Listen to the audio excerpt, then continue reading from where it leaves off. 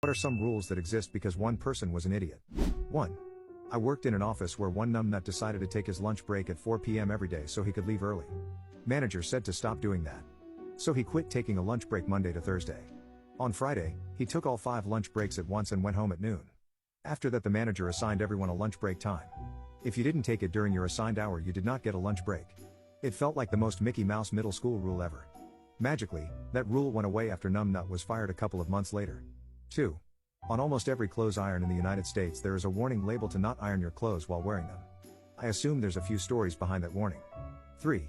I worked in a place where post-it notes were banned. Because a person once wrote something important, and stuck it on another person's desk but it fell off. 4. Label on engine oil, not safe for human consumption.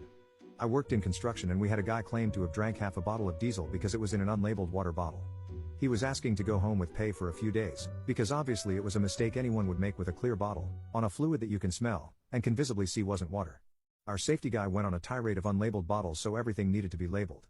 My hydro flask was then labeled, diesel fuel only, and stayed that way for upwards of 7 or 8 years until I finally quit.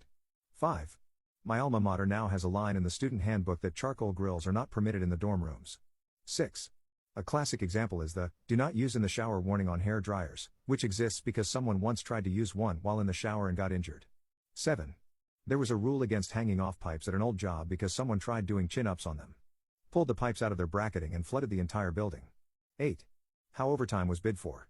A coworker figured out a way to game the system so he could maximize the available overtime, leading to complaints that there was very little left over for others to sign up for. The rules were changed 4 or 5 times and each time he found a way around the rules.